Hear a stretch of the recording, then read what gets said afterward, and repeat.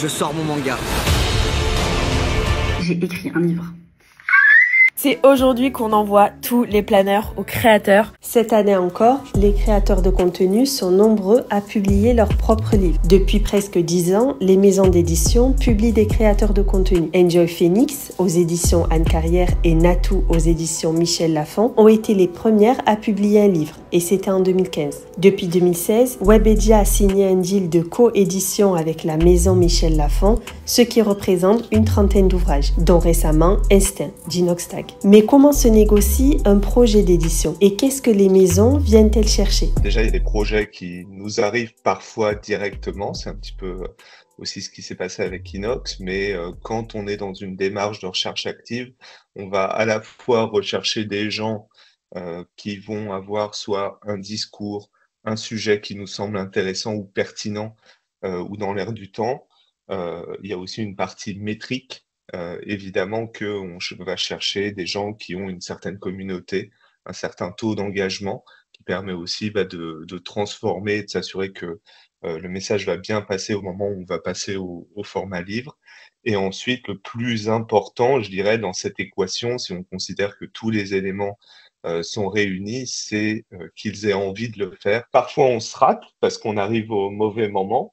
Et là, j'ai plein d'histoires de moments où on est venu et puis on nous dit bah non, j'ai pas envie, j'ai pas le temps, c'est pas le moment. Et puis on s'aperçoit un an plus tard en fait qu'un projet sort ailleurs. Je dirais que 90% du temps, c'est la maison d'édition qui va chercher le créateur. Il nous arrive de recevoir des propositions de projets aussi, mais franchement, c'est à la marge, c'est assez rare. C'est plutôt nous qui allons les chercher. Il y a tout un travail de pédagogie pour leur apprendre aussi à devenir un auteur à proprement parler.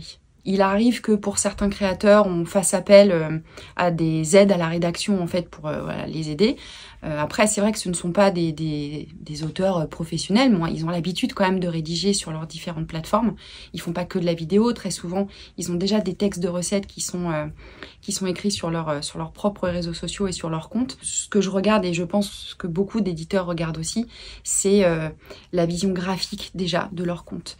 À quoi ressemblent leurs photos, est-ce qu'il y a un univers presque un peu artistique déjà ou quelque chose qu'ils ont mis en place pour qu'on puisse reconnaître assez facilement leur contenu. En général, la légitimité, nous, on essaye de la percevoir avant. Et s'il y a un bad buzz pour X ou Y raison ou s'il est un peu épinglé sur son livre, après...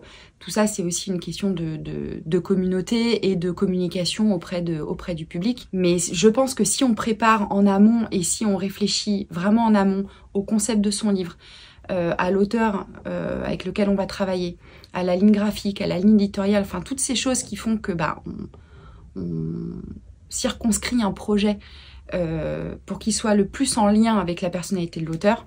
En général, on n'a pas de problème de légitimité. On essaye aussi de faire des livres en lien avec leur communauté, donc on adapte aussi le prix de vente.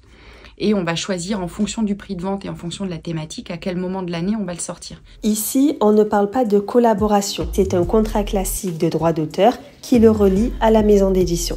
C'est une relation contractuelle et financière qui est exactement la même qu'avec n'importe quel auteur. C'est-à-dire qu'on négocie un avaloir avec le créateur ou avec son agent. Donc c'est une somme qui est à valoir sur les ventes à venir. Et puis après, il touchera des droits sur tous les livres vendus après. Dans leur projet d'écriture, les créateurs de contenu sont accompagnés par leur agence, leur agent, voire un agent littéraire, comme Alexia ou Anounou. Son rôle, c'est d'aider le créateur à communiquer sur son projet. Ça se fait en 3 étapes. Il y a toute la partie avant la sortie du livre, le moment de lancement, la date de publication, et l'après. Il y a ceux qui vont vouloir intégrer leur communauté, leurs followers dès le début, donc annoncer qu'ils sortent un livre. Les faire participer par exemple au choix de la couverture, recueillir des témoignages, et au contraire il y a des créateurs de contenu qui vont garder le secret jusqu'au dernier moment, la surprise pour avoir l'effet un peu waouh, et du coup annoncer les précommandes du livre un mois et demi avant. Et il y a toute la partie après, parce qu'un livre, comme je te l'ai dit au début, c'est un objet qui dure vraiment dans le temps, donc on peut recréer des occasions de communiquer à des moments importants, préparer des séances de dédicaces. On peut aussi créer toute une partie événementielle, donc soirée de lancement du livre, mais également vraiment des book clubs. C'est des événements qu'on peut faire une fois par mois, chaque semaine, où on va vraiment aller détailler le livre en profondeur avec les lecteurs, les personnes de la communauté du créateur de contenu, toujours dans cette idée de créer un rendez-vous et des moments de rencontre sur un support beaucoup plus large que la création de contenu digital.